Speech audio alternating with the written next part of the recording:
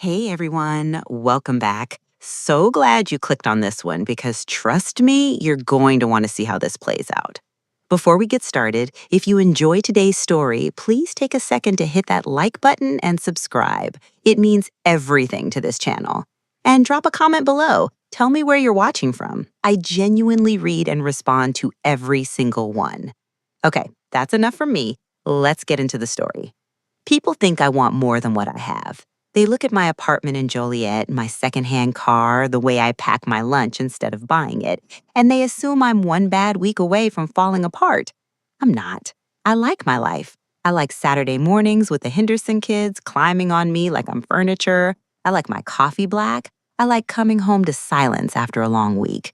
I am not the woman in those stories who's waiting to be rescued. But I am the woman who avoids mirrors longer than she should. I've worked for Kang Men for 2 years now, his executive assistant out of the Houston office. And in that time, I've learned exactly how he takes his coffee, how he likes his calendar color-coded, and how rarely, almost never, his face gives anything away. Which is why the first time I saw him actually smile, really smile, not the polite curve he gives investors, I nearly dropped the folder I was holding. It was a Tuesday. I'd brought him the wrong report by mistake, panicked, apologized too many times, and he just looked at me and said, "Karen, breathe. It's a folder, not a crime scene." That was it. That was the whole moment, and somehow it cracked something open in me that I didn't know was sealed shut. I told myself it meant nothing. He's my boss. He's also, depending on which rumor you believe, connected to things I don't ask about and don't want confirmed. Powerful men in Houston don't end up with assistants who shop the clearance rack. They end up with women who look like they stepped out of a magazine, all sharp angles and effortless confidence. I am neither sharp nor effortless. I'm soft and round, and I've spent more nights than I'd like to admit standing in front of my closet wondering what it would feel like to not think about my body for even 5 minutes. So no, I didn't expect anything. I just kept showing up, doing my job, color-coding his calendar, and trying not to notice the way his eyes lingered a half second too long when I laughed at something one of the junior associates said. There's a particular kind of exhaustion that comes from being content and insecure at the same time. People assume those two things can't live in the same body, but they do, every single day in mine. I'm content with my apartment, my job, my Saturdays with kids who don't care what size dress I'm wearing. I am not content with what I see when I catch my reflection in the elevator doors on my way to the executive floor. Two different truths, both real, both mine. Denise, my best friend since freshman year of high school, thinks I overthink everything. "You're gorgeous, Karen," she told me last week over wine like it was a fact as simple as the sky being blue. The problem isn't your body. The problem is you've decided ahead of time who's allowed to think that. I didn't argue with her. I just changed the subject, the way I always do. That Tuesday, after the folder incident, Kang Min started doing something he'd never done before, lingering. A question about my weekend that didn't need to be asked, a coffee left on my desk that I hadn't ordered, made exactly the way I take it. Small things. The kind of things you could explain away individually, but that start to form a pattern if you let yourself notice. I let myself notice. I just didn't let myself hope. Because here's what I know about men like Kang Min, the kind who run rooms without raising their voice, the kind whose name makes other powerful men sit up straighter. They don't end up with women like me in the daylight. If something like that ever happened, it would happen in the shadows, in the quiet hours, in places nobody else was watching. And some stubborn, hopeful, terrified part of me had already started preparing for that, bracing for a version of wanting that I'd only ever be allowed to have in private. I should have known a half second was never just a half second with him. I should have known the moment he started lingering that something in both our lives was about to change in ways neither of us were ready to name yet.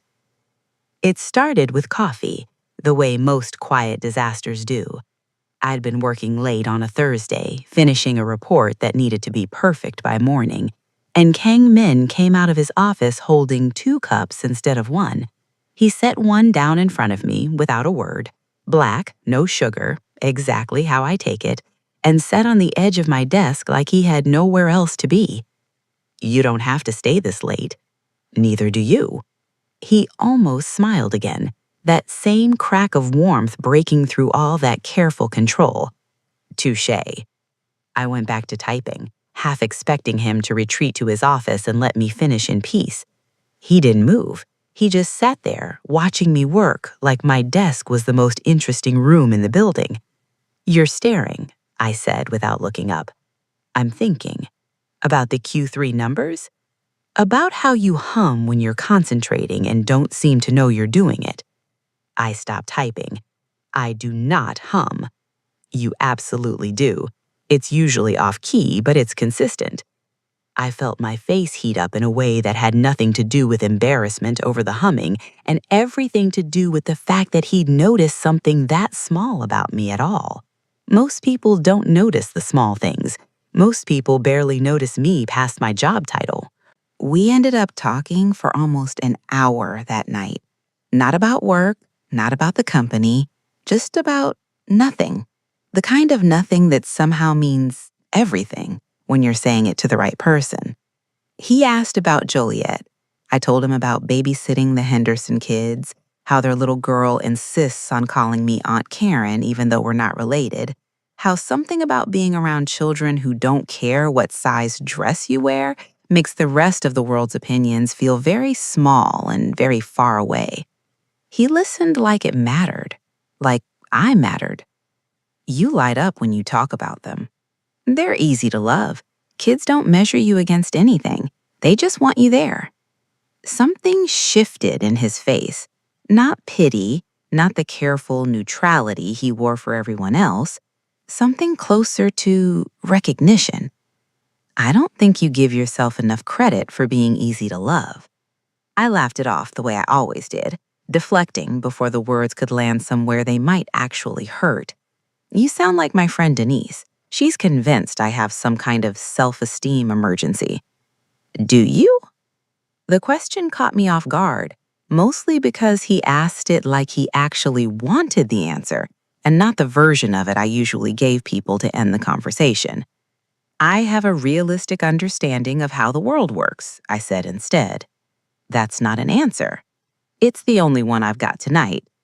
He let it go, but I caught him watching me a beat too long before he finally stood and said goodnight. That became our thing after that. Late nights that started as work and ended as something softer. Conversations that stretched longer than they needed to. The careful pretense of professionalism wearing thinner every week. I told myself I was imagining the way the air changed when we were alone together. I told myself a lot of things. The night it actually happened, I wasn't even surprised. Not really. He walked me to my car like he always did, and instead of saying goodnight, he just looked at me for a long moment under the parking garage lights, his hands in his pockets, like he was holding himself back from something. I should stop doing this. Doing what? Finding reasons to stay later when you stay later. My heart did something embarrassing, something fast and hopeful that I immediately tried to talk myself out of feeling. Why would you stop? Because I'm not supposed to want what I want, Karen. The way he said my name made it sound like something he'd been holding in his mouth for weeks, finally letting it out. And then he kissed me, careful at first, like he was giving me every chance to pull away, and I didn't pull away, not even a little. His hand found the side of my face like he was afraid I might disappear, and for one full minute, standing in a concrete parking garage that smelled of exhaust and rain, I forgot every insecure thought I ever had about myself. When we finally broke apart, he rested his forehead against mine, both of us breathing harder than the moment should have warranted. This stays between us, he said quietly, because the people in my world don't leave the things I love alone. I should have asked more questions. I should have asked what exactly that meant, what kind of danger he was measuring me against, and what it said about us that the very first rule was secrecy. Instead, standing there with his hand still warm against my face, I just said okay and let myself believe for one night that wanting him quietly was enough. Driving home that night, I caught myself smiling at red lights for no reason, the kind of smile I hadn't let myself wear in years. Denise called twice, and I let both calls go to voicemail, not ready to turn what just happened into words yet, not ready to let anyone else's reaction shape how I felt about it. It would take months before I started to wonder if quietly wanting him was actually enough, or just the easiest lie I'd ever agreed to tell myself. Secrets are exhausting in a way nobody warns you about. We got good at it. Too good, maybe. Separate cars to the same restaurants 2 towns over, texts that said nothing specific in case anyone ever read them, a code knock on my hotel door during the one work trip we shared, 3 short taps that meant, it's me, not security. For a while, it felt enough. He'd show up at my apartment with takeout and his tie already loosened, looking less like the man who ran meetings that made grown executives sweat, and more like someone who just wanted to sit on my couch and exist without an audience. He'd kick his shoes off at my door without asking, like he'd done it 100 times, and something about that small, ordinary intimacy undid me more than any grand gesture could have. He noticed things, the way I'd absently rub the back of my arm when I felt insecure, the way I'd deflect compliments with a joke instead of a thank you, the way I always angled myself slightly away from cameras at company events. You do that a lot, he said one night, catching my wrist mid-deflection after he told me I looked beautiful in something as simple as an old college t-shirt. Do what? You talk yourself out of believing me. I laughed it off the way I always did. I just know what I look like, men. His jaw tightened just slightly, the only sign he ever gave that something had actually landed. I know exactly what you look like. I look at you every day. That's different. How? I didn't have a good answer, so I changed the subject instead, the way I always did when a conversation got too close to the parts of myself I kept locked up. He let me change it. He always let me change it, which somehow felt worse than if he'd pushed. I wanted to believe what he'd said meant exactly what it sounded like it meant. But late at night, alone in my apartment after he'd gone home to maintain appearances, the old voice would creep back in. The one that said, he kisses you in private because in public you'd embarrass him. The one that said a man like Kang Min keeps women like you as a secret because secrets are easier to be ashamed of than people are. I never said that out loud. Saying it out loud would have made it real, would have forced him to either confirm or deny something I wasn't sure I was ready to hear either answer to. So instead, I just started pulling back in small ways, canceling a dinner here, taking longer to respond to a text there, testing him without telling him I was testing him, waiting to see how long it would take before he stopped chasing, before the secret became too much work to keep. He never stopped. He just got quieter, more watchful, like he could see exactly what I was doing and was choosing, for some reason, to be patient with it anyway. One night, after I'd canceled on him twice in 1 week with thin excuses about being tired, about a headache, about nothing at all, he showed up at my door anyway, takeout in hand, like nothing had happened. Karen, you don't get rid of me that easily. I'm not trying to get rid of you. Aren't you? He set the bags down on my counter without being invited in, which told me he wasn't leaving until we talked this through. You're trying to see if I'll leave first.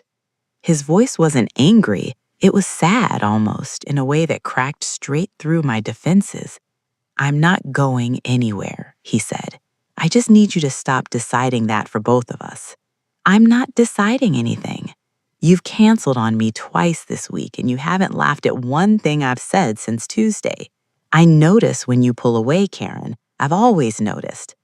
I didn't have an answer for that, not one I trusted myself to say without it turning into the whole ugly truth that some nights I lay awake convinced I was a stop on the way to something better, that I'd built an entire defense system out of expecting to be left before I could be embarrassed in front of people who looked like they belonged in his world. So I let him in instead, and we ate cold takeout on my couch in silence for a while, his arm eventually finding its way around my shoulders like it had a memory of its own. Neither of us said what we were both thinking, that something had to give eventually, that secrets this heavy don't stay buried forever, that the version of us that only existed behind closed doors was never going to be enough to satisfy either one of us long term. Before he left that night, he paused at my door, hand on the frame, and looked back at me like he was deciding whether to say something else. "For what it's worth," he said, "I've never once thought about you and felt anything close to embarrassment. Not for a second. Whatever story you're telling yourself at 2 in the morning, it's wrong." I wanted to believe him completely. I almost did. But almost has a way of holding on long after it should have let go. And that almost followed me to bed, into my dreams, and straight into the next several weeks, quietly gnawing at every kind thing he said to me until I'd convinced myself it was easier to brace for the end than to trust the good things sitting right in front of me. I just didn't know yet that it would be a ballroom full of investors that finally dug it up, in front of everyone, with absolutely no warning at all. The gala had been on the calendar for months, investors flying in from 3 countries, the kind of night where every detail had to be flawless because the company's next funding round depended on it.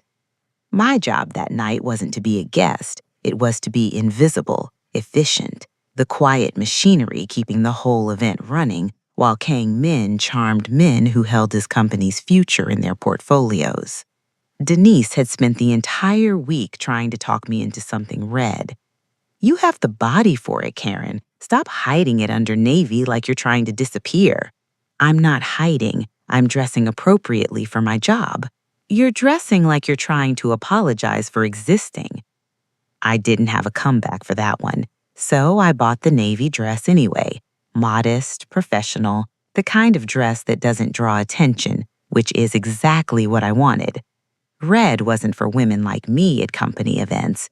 Red was for the women who looked like Kang Min's actual world, sleek, polished, easy to be seen with on a stage like this one.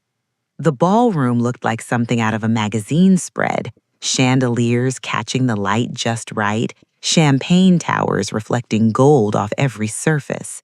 I spent the first hour doing exactly what I always do, refilling water glasses before anyone had to ask, intercepting a vendor crisis before it reached Kang Min, smiling politely at investors' wives who looked through me like I was part of the furniture.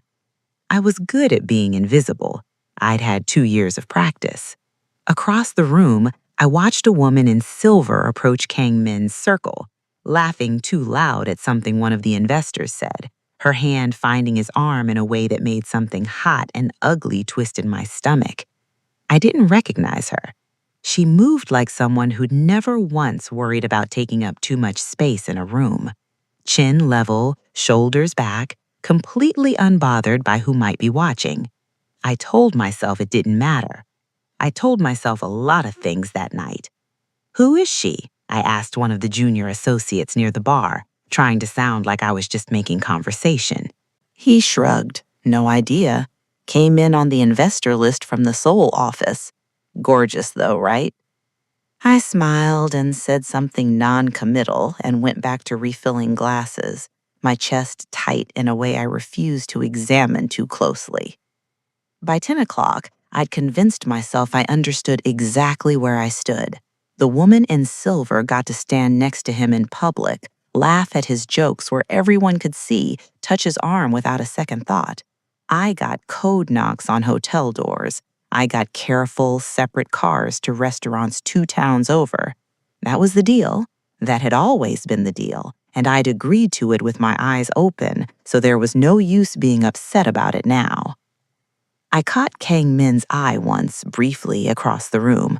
He held my gaze for a beat longer than was safe, something unreadable passing over his face, before an investor pulled his attention back. I looked away first. Near 11, I slipped out to the terrace for air, needing a minute away from the noise and the silver dress and the particular ache of watching someone else get to stand where I never could. The Houston skyline stretched out beyond the railing, all glass and light, indifferent to whatever was unraveling inside me. "You're missing your own party," a voice said behind me. I turned. It was Min, having extracted himself from his circle of investors, tie slightly loosened, watching me with an expression I couldn't quite place. "It's not my party. I'm working it." "You've been working it all night. You're allowed 5 minutes." 5 minutes where someone could see us out here together, I said, quieter than I meant to. That wouldn't be very smart, would it? Something flickered across his face. Not anger, something closer to tired. "Karen, your investors are looking for you," I said, cutting him off before he could say whatever he was about to say. I didn't trust myself to hear it without falling apart a little, not tonight, not with Sua's laugh still ringing somewhere behind us in the ballroom. He didn't move for a long moment, just studied me like he was trying to read something I wasn't saying out loud. Then he nodded once, turned and walked back inside, leaving me alone with the skyline and the quiet certainty that I'd misread every soft thing he'd ever said to me. I went back inside a few minutes after him, smoothing my dress, putting my professional face back on like armor. Denise found me near the bar, took one look at my expression, and didn't even bother pretending she hadn't noticed something was wrong. "What happened?" "Nothing happened. That's the problem." She glanced toward the silver dress, now laughing again near the investors, then back at me, piecing it together fast the way best friends always do. "Karen, don't you dare start comparing yourself to her." "I'm not comparing anything. I'm just being realistic. You keep using that word like it means something other than scared." I didn't answer her, because she wasn't entirely wrong, and because the band had just shifted into something slower, and across the room I could see Kong Min making his way back toward his circle of investors, jaw set, eyes scanning the crowd until they found me again. I looked away first this time, too. I didn't know yet that he was about to prove me wrong in front of every single person in that ballroom. I was standing near the edge of the room, holding a clipboard I didn't need anymore, when Kong Min's hand found mine. I thought he wanted me to grab something, another folder, another fix for another small crisis. Instead, without breaking his sentence to the men in front of him, without so much as glancing my way first, he pulled me down onto his lap like it was the most natural motion in the world. The room didn't go silent all at once. It happened in waves, the people closest to us first, conversations dying mid-sentence, then the ripples spreading outward until the whole ballroom seemed to be holding its breath. I sat frozen, my heart slamming against my ribs, completely certain I was about to wake up from some humiliating dream. As I was saying, Kong Min continued, one arm settling around my waist like it belonged there, like he'd done this 100 times before. The Houston expansion timeline isn't a risk, it's an opportunity. The investor in front of us blinked, recalibrated, and somehow kept talking business, because apparently when a man like Kong Min decides something is normal, the entire room agrees to pretend it's normal too. I wanted to disappear. I wanted to laugh. I wanted to cry, just a little, from somewhere deep and old that had nothing to do with tonight and everything to do with every mirror I'd ever avoided, every dress I'd talked myself out of buying, every quiet hour spent convincing myself I was a secret worth keeping hidden. "Men," I whispered, barely moving my lips. "Everyone is staring." "Let them." "You said—" I know what I said. His thumb traced a small, steady circle against my hip, grounding me even as my whole world tilted sideways. I didn't know what to do with my hands, my face, any part of my body that suddenly felt like it was on display under every chandelier in the room. I could feel eyes on me, assessing, calculating, some kind and some clearly not, and for one panic second, I almost slid off his lap and walked straight out the door. His arm tightened around me just slightly, like he could feel exactly what I was thinking. "Stay," he said quietly, just for me. "Please." So I stayed. Across the room, the woman in silver was watching us with an expression I couldn't quite name, somewhere between shock and something colder. something that looked a lot like recognition. She wasn't smiling anymore. Whatever she'd expected from tonight, this clearly wasn't it. The investor cleared his throat, glanced between us with poorly disguised curiosity, and finally asked the question everyone in a 15-foot radius was thinking. I wasn't aware you two were. We are, Kang Min said simply, no hesitation, no qualifier, like the sentence didn't need finishing, like there was nothing complicated about it at all. I felt something crack open in my chest, warm and terrifying at the same time. 2 years of careful secrecy, of separate cars and code knocks and convincing myself I was a shameful thing kept in the dark, and he'd just dismantled it all in 4 words in front of 300 people who held his company's future in their hands. Karen Jackson, my executive assistant, and the most important person in this building tonight. Somewhere near the bar, I heard Denise actually gasp out loud. The investor laughed, an awkward, surprised sound, and raised his glass slightly. Well, congratulations, I suppose. Though I have to say, Kang, you kept that one well hidden. Some things are worth keeping quiet until they're ready, Min said, his hand still resting easy at my waist. This one's ready. I turned my head just enough to look at him, searching his face for any sign that this was performance, any flicker of regret already creeping in now that the words were out and couldn't be taken back. There wasn't one. He just looked back at me, steady, unbothered, like the only opinion in the room that mattered to him was mine. "You're really doing this," I murmured, so quiet only he could hear it. I should have done it months ago. The conversation around us slowly thawed back into something resembling normal business chatter, investors exchanging glances, a few whispered comments I pretended not to notice, but the temperature of the room had shifted permanently. I wasn't invisible anymore. I was sitting in the center of it all, in a navy dress I'd bought specifically not to be noticed in, being noticed by every single person who mattered to this company's future. I wanted to believe this was real, that it would still be real in the morning, that this wasn't some fever dream brought on by champagne and chandeliers and a year of wanting something I'd never let myself fully ask for. But some old, stubborn part of me was already bracing for the cost of it, because moments this good, this public, usually came with consequences nobody had warned me about yet. Denise found me near the bar afterward, practically vibrating, champagne forgotten in her hand. Girl, did that just happen? Did Ken Min just... I know. In front of the investors, in front of his board, in front of... Denise, I know. She squeezed my arm, grinning so wide it looked painful. You realize what this means, right? He's not hiding you. He's never been hiding you, not the way you thought. I wanted to believe her completely. Some loud, stubborn part of me already did, the part that had felt his hand steady against my waist, that had heard him correct 2 years of careful secrecy without so much as a flinch.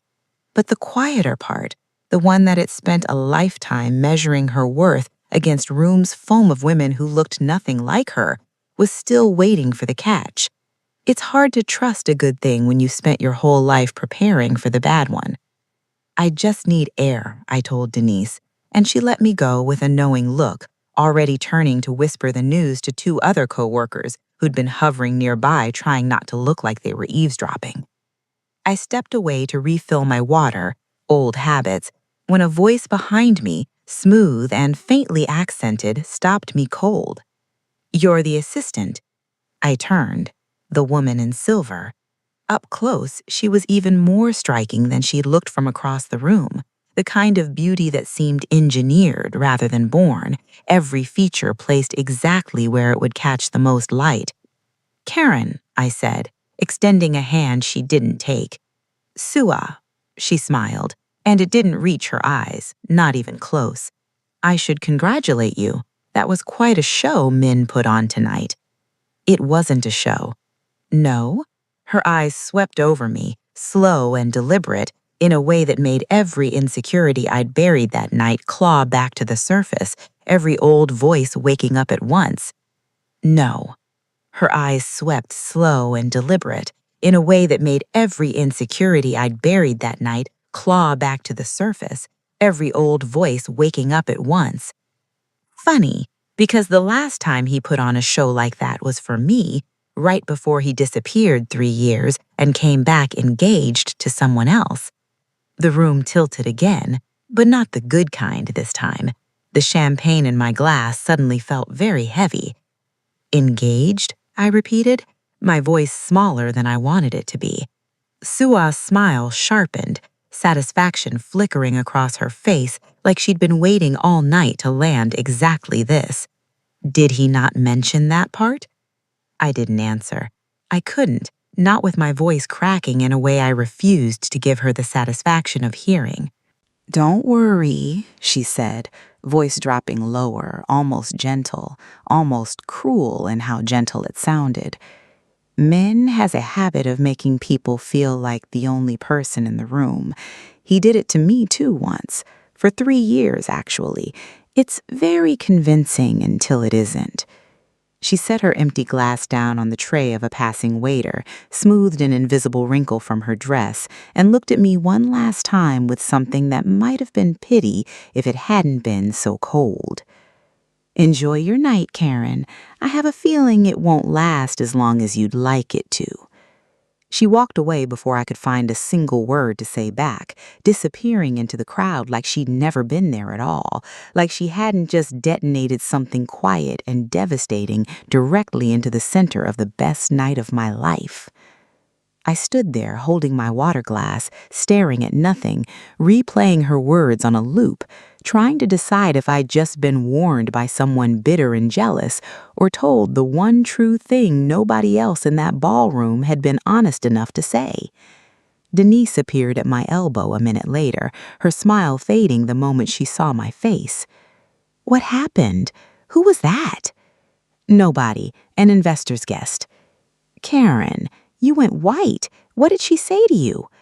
I tried to repeat it, tried to put Sua's words into some order that made sense, but they kept tangling together in my mouth. Engaged, disappeared, 3 years, very convincing until it isn't. Denise's face shifted from concern to something harder as she listened, arms crossing over her chest. Okay, first of all, I don't know who that woman is, but exes show up at parties and say crazy things all the time. That doesn't make it true. What if it is true? Then he should have told you himself, and you should ask him, not let some stranger in a silver dress ruin the best thing that's happened to you all year. Denise softened, taking the water glass gently out of my shaking hand. Don't let her steal this from you before you even know if there's anything to steal. I nodded, though the words didn't quite land the way I wanted them to. Across the room, I could see Kang Min searching the crowd, his eyes finally finding mine, his expression shifting the moment he registered something was wrong. He started toward me, and for the first time all night, I genuinely didn't know what I was going to say when he reached me. I just knew the warmth of the last 20 minutes had already started slipping away, replaced by the same old fear I'd worn for 2 years like a second skin. The fear that I'd been a placeholder all along, the secret he kept until something better walked back into the room in a silver dress. He reached me before I could decide what to do with my face. Karen. His hand found my arm, gentle, searching. What happened?